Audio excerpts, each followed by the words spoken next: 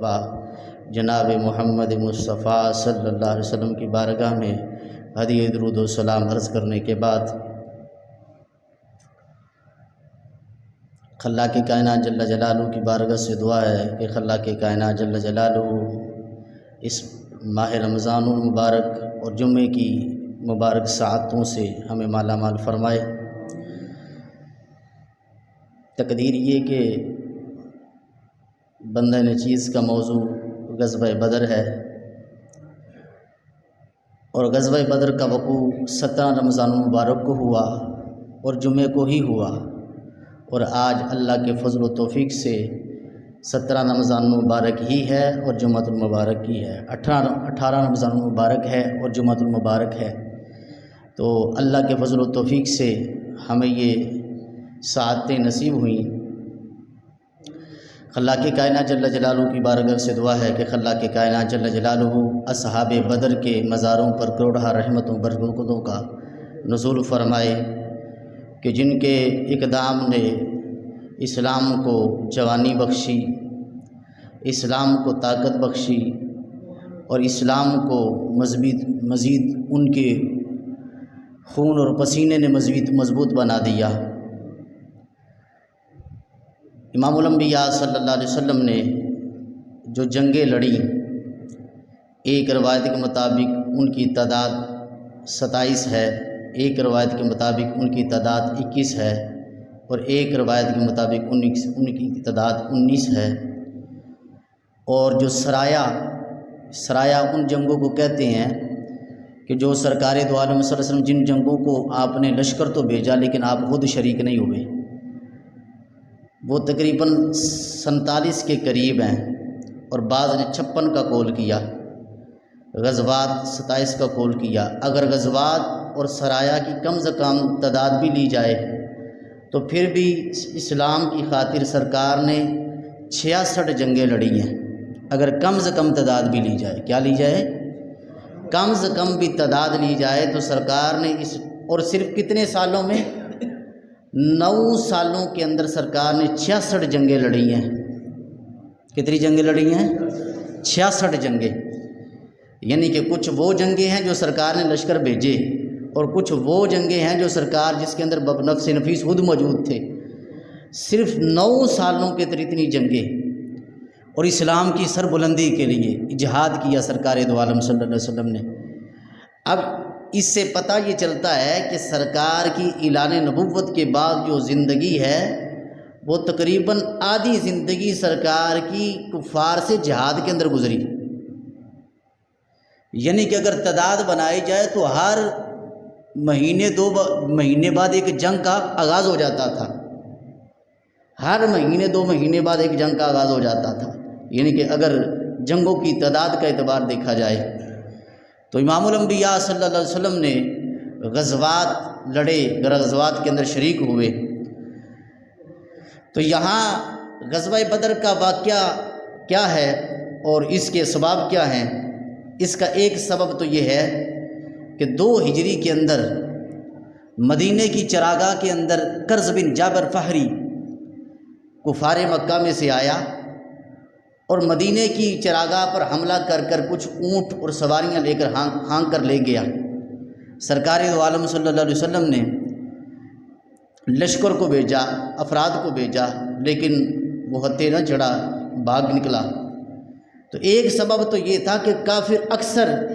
مدینے کی چراگاہ پر مدینے کے جو مسلمان تھے ان پر حملہ کرتے اور مال و اسباب لوٹ کر چلے جاتے۔ اور دوسرا سبب یہ تھا کہ حضرت عبداللہ بن جیش رضی اللہ تعالیٰ عنہ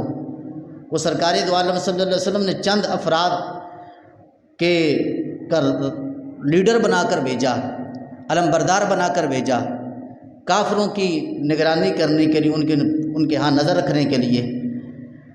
تو راستے کے اندر کافروں کا ایک قافلہ آیا تھا جس کے اندر 4 افراد تھے۔ تو ان 4 افراد کے اندر اب انہوں نے پہچان لیا کہ یہ سرکار طائف کے قریب جا کر انہوں نے نگرانی کرنی تھی، کافروں کو دیکھنا تھا، لیکن اب انہوں نے کہا کہ اگر ہم یہاں ان کو نہیں پکڑتے تو یہ کافروں تک ہمارا پیغام پہنچا دیں گے۔ تو حضرت واقد رضی اللہ تعالی عنہ نے ایک تیر تاکا، ایسا تاکا کہ جو عمر بن حضرمی کی گردن پر جا لگا اور عمر بن حضرمی واصل جہنم ہو گیا۔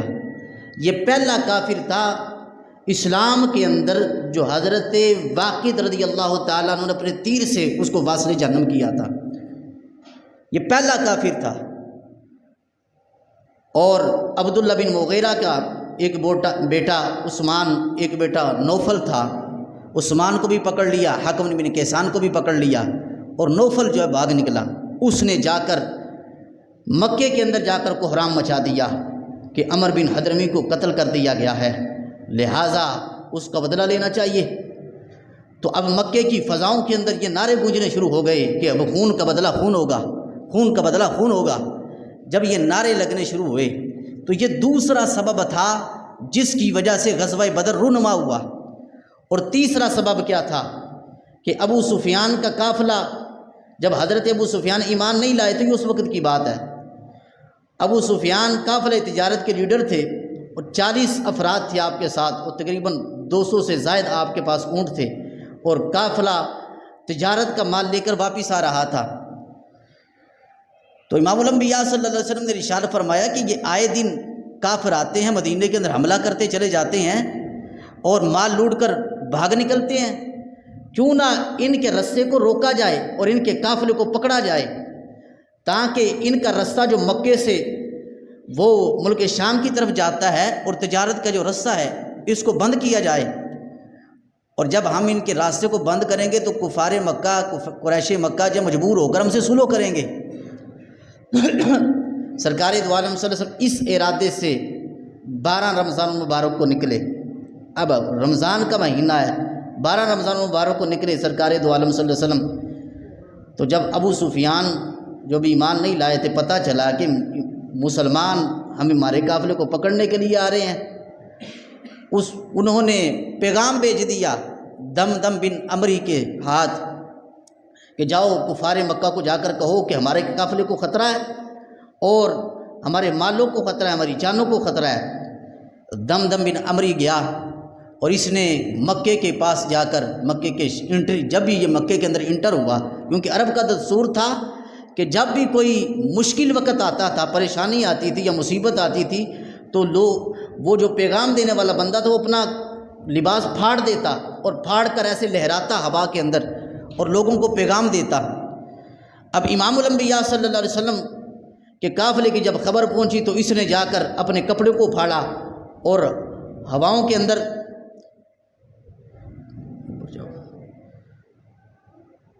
ہوا کے اوپر لہرا کر جو ہے وہ کہنے لگا کہ مکے والوں نکلو، تمہارے قافلے کو خطرہ ہے، تمہارے مالوں کو خطرہ ہے، جلدی کرو، تمہارے رشتہ داروں کی جانوں کو خطرہ ہے، جلدی کرو۔ اب امام الانبیاء صلی اللہ علیہ وسلم جنگ کرنے کے ارادے سے نہ نکلے تھے، لیکن جب یہ خبر مکے کے اندر پھیلی تو جنگ کا سما پیدا ہو گیا۔ اب کافر نکلے مکے سے، جس کے اندر ولید بن عتبہ بھی تھا، شیبہ بھی تھا، عتبہ بن ربیعہ بھی تھا، نضر بن حارث بھی تھا، ابو جہل بھی تھا، اور بڑے بڑے کفاران سرداران قریش وہاں موجود تھے۔ ان کی سرکردگی کے اندر نکلے تو عامر بن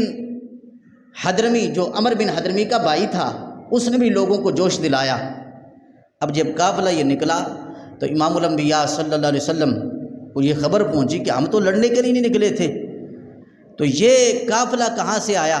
اور ہمارے مقابلے کے اندر آنے کی کوشش کر رہا ہے۔ اب ابو سفیان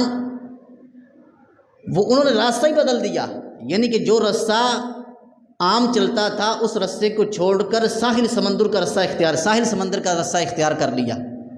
تاکہ ہمارا قافلہ بچ جائے۔ ان کا قافلہ تو بچ گیا، لیکن یہاں جنگ کا سما برپا ہو گیا۔ اب جب لوگوں کو پتہ چلا، کفار ابو سفیان نے یہ پیغام بھیجا کہ آپ کا قافلہ بچ گیا ہے، اس لیے واپس چلے جاؤ۔ سب لوگ راضی ہو گئے واپس جانے پر، لیکن ابو جہل ایسا بدبخت بندہ تھا، اس نے کہا نہیں، ہم وہاں جائیں گے، میدان بدر کے اندر میدان لگائیں گے، وہاں ہم اونٹ ذبح، جانور ذبح کریں گے، کھائیں گے بھی، کھلائیں گے بھی، شرابیں بھی پئیں گے، اور ناچنے کی محفلیں بھی سجائیں گے، اور تاکہ کفار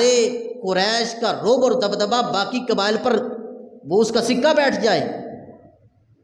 اب ابو جہل نے یہ حماقت کی، جاہل تھا، ابو جہل تھا، حماقت کر دی اس نے۔ جب حماقت کی تو پھر میدان سج گیا۔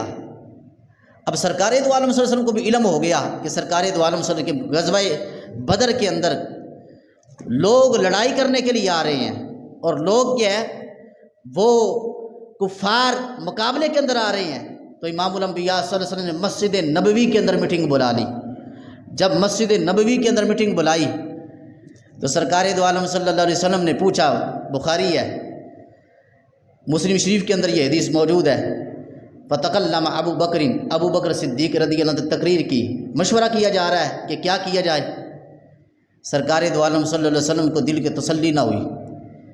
پھر حضرت عمر بن خطاب رضی اللہ فتکلم عمر، پھر حضرت عمر بن خطاب رضی اللہ عنہ تقریر کی۔ سرکار دو عالم صلی اللہ علیہ وسلم کو پھر بھی تسلی نہ ہوئی، کیونکہ سرکار یہ تو مہاجر صحابہ تھے دونوں، ابو بکر صدیق اور عمر بن خطاب رضی اللہ تعالیٰ عنہ، اور سرکار مکہ سے مدینہ چھوڑ کر آئے تھے۔ تو انصار صحابہ نے یہ دعویٰ کیا تھا، یا رسول اللہ ہم آپ کے ساتھ ہیں، ہم آپ کے ساتھ لڑے، ہم آپ کا دفاع کریں گے، آپ کے دین کی خاطر لڑیں گے۔ لیکن انہوں نے جو وعدہ کیا تھا وہ مدینے کے اندر رہ کر لڑنے کا کیا تھا، اور یہاں جنگ ہو رہی تھی مدینے سے باہر۔ تو سرکار اس پر بات پر پریشان تھے کہ اب انصار صحابہ کا کیا جواب آتا ہے۔ تو حضرت سعد بن عبادہ رضی اللہ تعالیٰ عنہ گروہ انصار میں سے کھڑے ہوئے تو کہنے لگے، یا رسول اللہ آپ ہماری وجہ سے پریشان ہیں؟ لو امرتنا ان ندرب اقبادها الى برق الغماد لفعلنا، یا رسول اللہ صلی اللہ علیہ وسلم اگر آپ ہمیں حکم دیں کہ ہم اپنی سواریوں کو برق غماد تک دوڑاتے چلے جائیں تو یا رسول اللہ صلی اللہ علیہ وسلم یہ غلام اپنی سواریوں کو برق غماد تک دوڑاتے چلے جائیں گے۔ اب برق غماد کیا چیز ہے؟ محدثین نے لکھا یہ کوئی اس سے مراد دنیا کا آخری کونا ہے، ایک قول کے مطابق، یعنی کہ صحابہ یہاں ایک جگہ کا نام دے کر بتانا یہ چاہتے تھے کہ یا رسول اللہ صلی اللہ علیہ وسلم اگر آپ ان دیوانوں کو، ان غلاموں کو حکم دیتے ہیں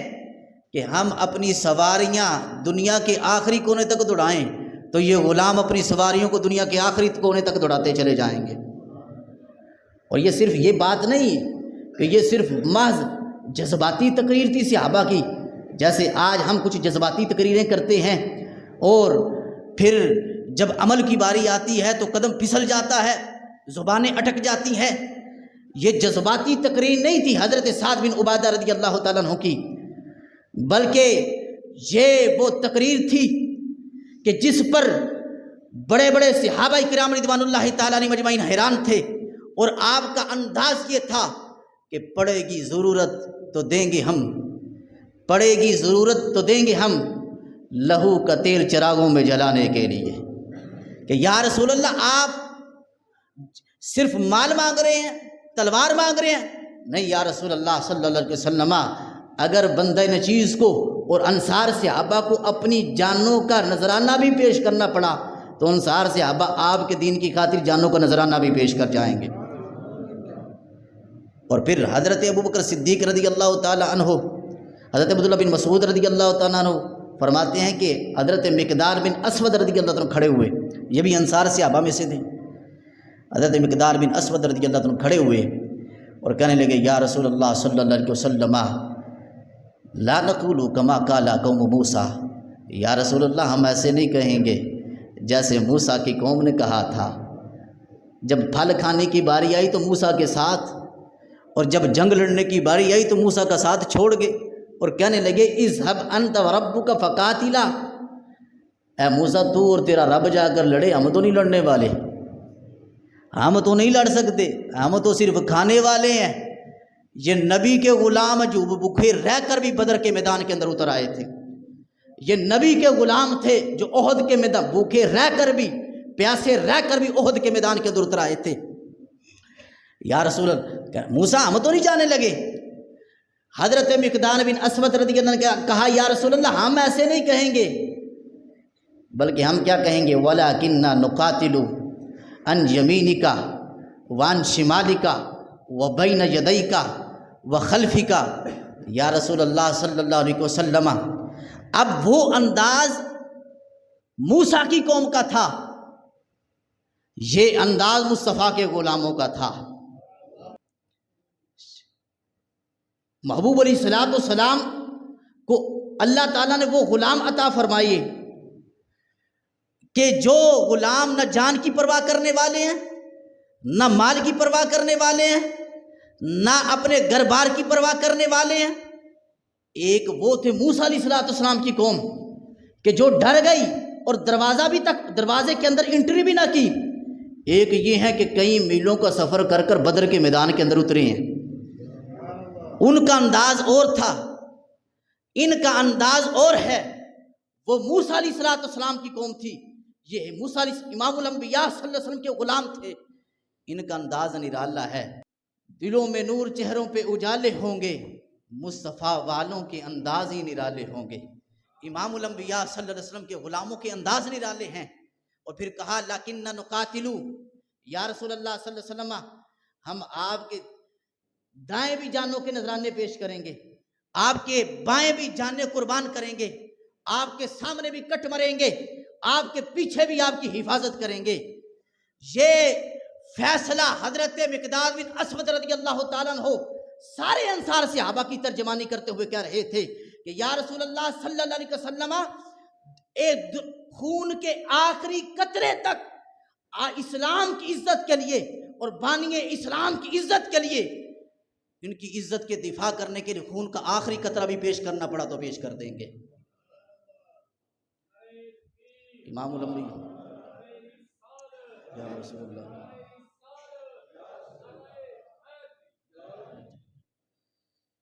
امام الانبیاء صلی اللہ علیہ وسلم کے یہ غلام،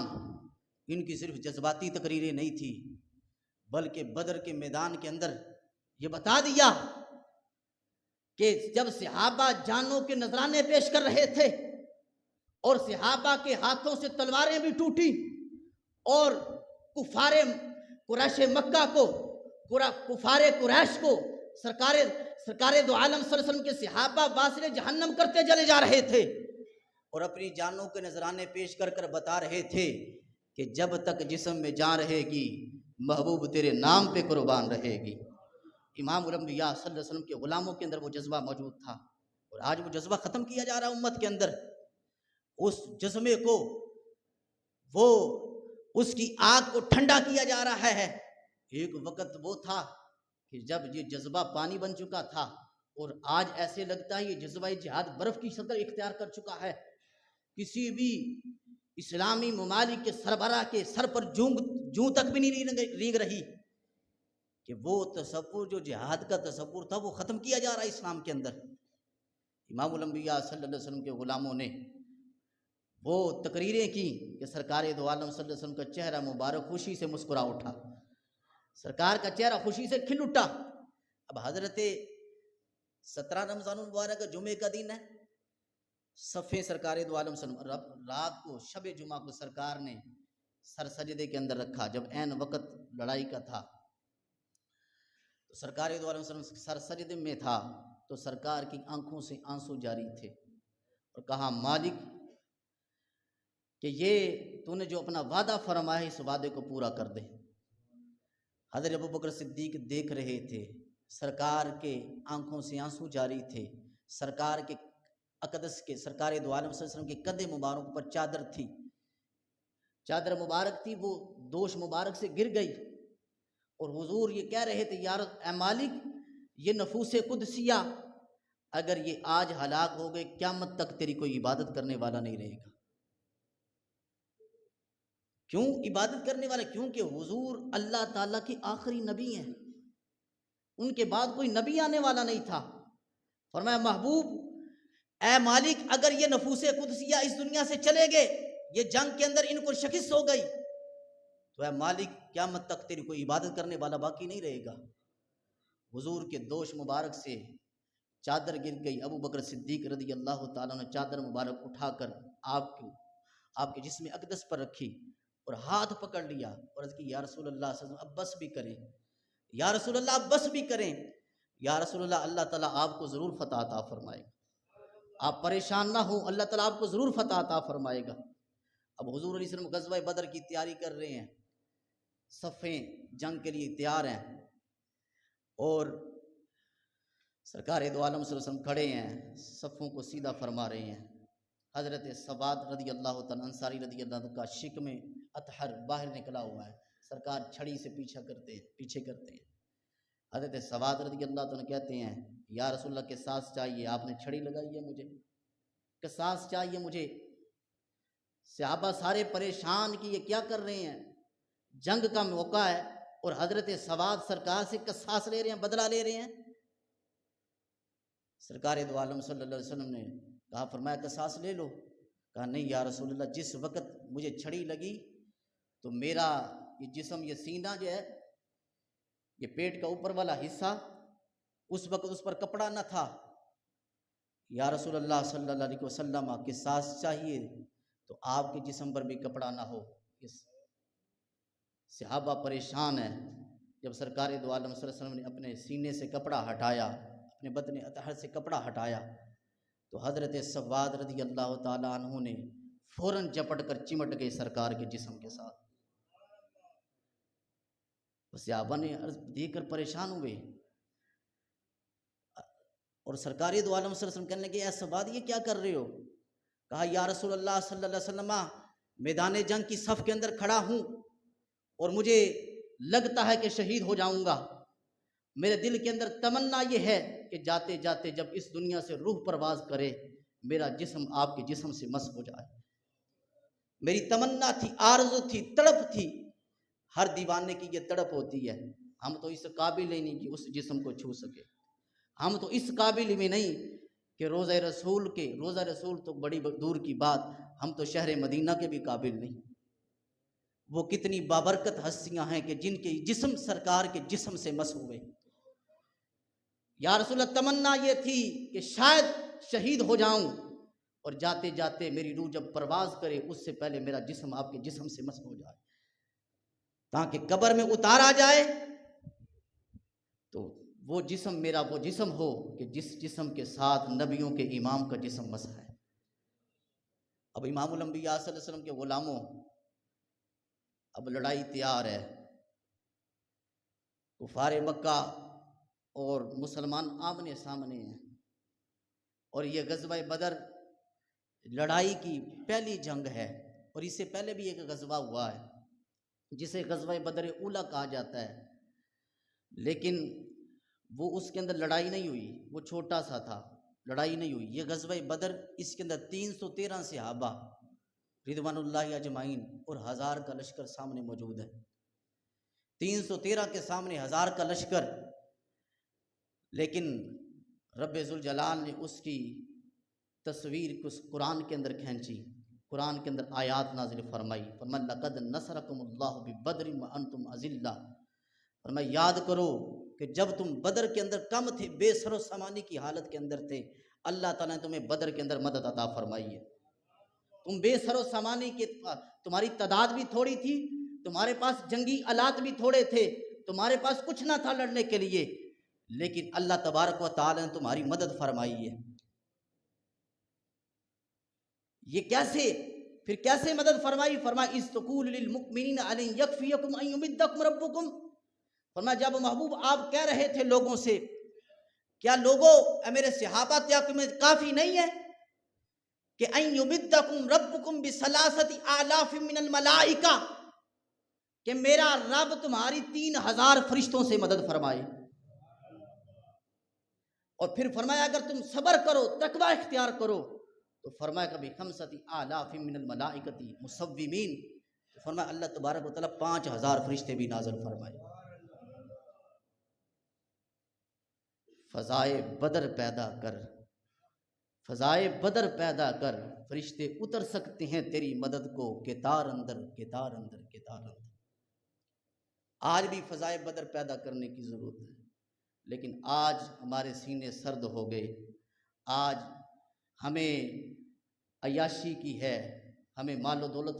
لوٹنے کی ہے۔ آج ہمیں ڈر لگتا ہے کہ کہیں کوئی گولی نہ آ لگے اور ہماری جان نہ چلی جائے، لیکن ایک یہ کہ اسلامی ممالک کے سارے حکمران، سارے سربراہان، ان کے ماتھے پر، ان کے سر پر جوں تک بھی نہ رینگی، جبکہ ایک بچہ نہیں، ہزاروں بچے فلسطین کے اندر شہید ہو گئے۔ ایک وقت وہ تھا کہ محمد بن قاسم صرف ایک عورت کی للکار کی وجہ سے اس نے سندھ فتح کیا۔ کس وجہ سے؟ صرف ایک عورت کی پکار کی وجہ سے عرب سے چلے محمد بن قاسم علیہ رحمہ، اور 18 سال کی عمر کے اندر آپ نے سندھ فتح کر دیا۔ صرف 1200 کا لشکر لے کر نکلے، بڑے بڑے کفار کو ناکو چنے چبوا دیا۔ لیکن آج کیا ہے؟ 30,000 سے تعداد جو میڈیا کی ہے، وہ جو میڈیا کا بیان ہے، 30,000 سے تعداد تجاوز کر چکی ہے شہداء کی۔ اگر میرے اور آپ کے گھر کے اندر کوئی موت ہو جائے، وفات ہو جائے، تو 1 مہینہ سوگ رہتا ہے کم سے کم، لیکن یارو ہمارے اسلامی حکمران کو، سربراہان کو عیاشی کے علاوہ کچھ بھی میسر نہیں۔ اگر آج کسی وزیر کی بیٹی شہید ہو جائے، کسی کا بیٹا شہید ہو جائے، تو شاید پورے پاکستان کے اوپر ہڑتال ہو جائے، لیکن یہاں تو 30,000 کا لاشا ہے، 30,000 سے زیادہ شہداء ہیں، اور کچھ وہ بھی ہوں گے جو عمارتوں کے نیچے ہوں گے۔ ان بدبختوں نے، ان یہودیوں نے تو یہ بھی نہ مسجد کو بھی نہ دیکھا، ان یہودیوں نے تو بچوں کے سکولوں کو بھی نہ دیکھا، دودھ پیتے بچوں کو بھی نہ دیکھا، حالانکہ یہ عالمی قوانین، جو جنگ کے عالمی قوانین ہیں، اس کے خلاف ہے یہ چیز کہ بچوں سکولوں پر حملہ کرنا جنگ کے دوران اجازت نہیں ہے، آبادی پر حملہ کرنا جنگ کے دوران اجازت نہیں ہے۔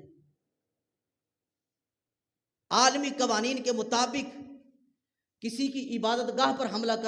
کرنے کی اجازت نہیں ہے، لیکن وہ بدبخت اتنے بڑے اسلام کے دشمن ہیں یہودی، اتنے بڑے دشمن ہیں یہودی اسلام کے،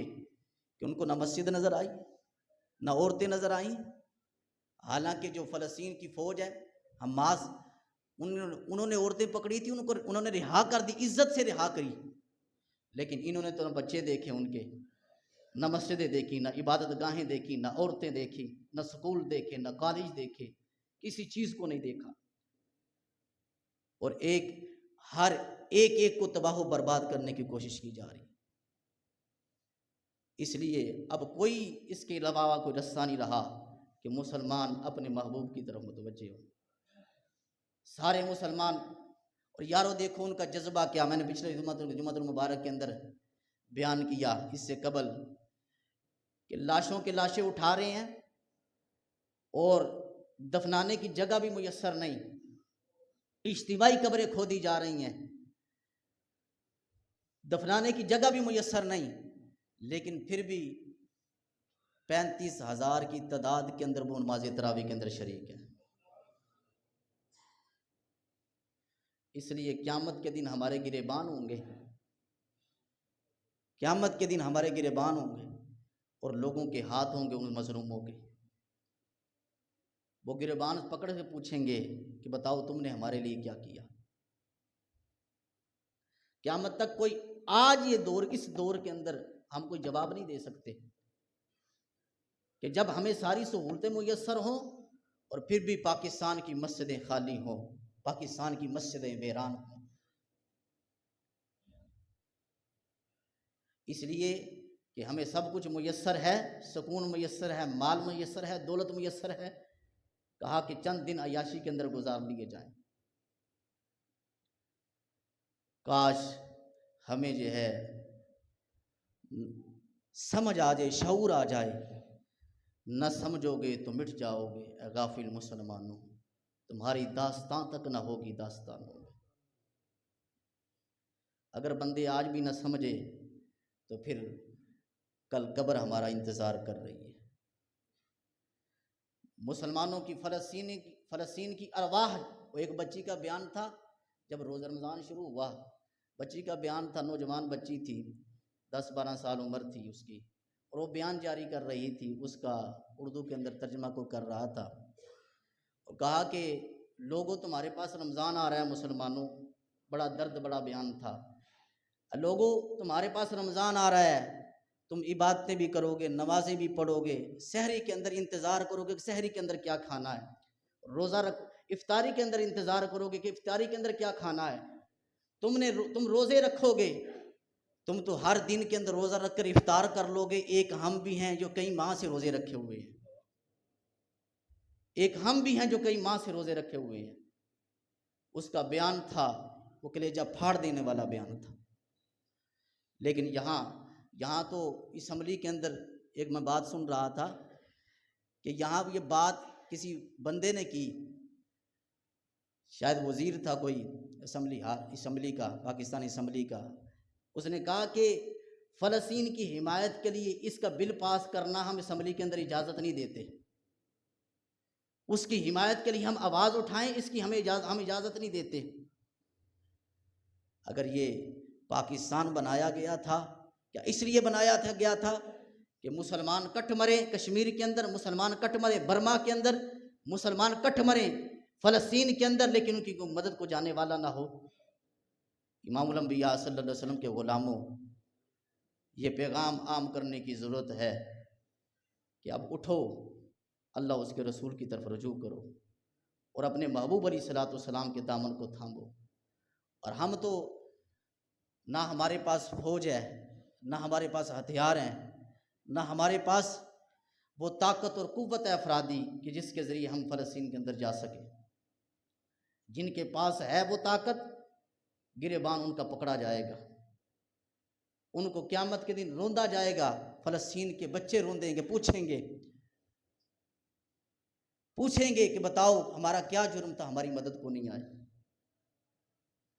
ہم تو یہی کہہ سکتے ہیں، فریاد ہے گنبد حضرہ والے، فریاد ہے گنبد حضرہ والے، کعبہ والوں کو ستاتے ہیں کلیسا والے۔ ہم تو حضور کی بارگاہ میں عرضیں پیش کر سکتے ہیں، ہم تو رب سے ہی پکار سکتے ہیں، مالک مسلمانوں کی مدد فرما۔ ہمارے پاس تو طاقت نہیں ہے، ہمارے پاس تو وہ قوت موجود نہیں ہے کہ ہم وہاں جا سکیں، لیکن ہم یہ جذبہ ضرور رکھتے ہیں کہ ہم اگر ہمیں یہ طاقت ملے، یہ توفیق ملے، تو ہم ضرور فلسطین کے مسلمانوں کی مدد کے لیے جائیں۔ اور یہ صرف زبانی بات نہیں ہے، حقیقت یہی ہے۔ اگر کوئی بندہ تصور کرے ان چیزوں کا تو بندہ کہتا ہے کہ یار بندے نے مال کیا کرنا ہے، دولت کیا کرنی ہے، بال بچے کیا کرنے ہیں، جب حضور کی امت کی عزتوں کو پامال کیا جا رہا ہے، اور وہ بیت المقدس کہ جہاں سے حضور کا سفر معراج شروع ہوا، جہاں سے آسمانی معراج شروع ہوئی امام الانبیاء صلی اللہ علیہ وسلم کی، کہ جو حضور نے فرمایا کہ کعبہ کے بعد سب سے دوسری مسجد بنائی گئی اس زمین پر، وہ بیت المقدس کی مسجد ہے۔ اس مسجد کی تنقیص کی جا رہی ہے، اس مسجد کی توہین کی جا رہی ہے۔ اس لیے نوجوانوں، اول سے لے کر آخر تک جہاں تک میرا پیغام جا رہا ہے،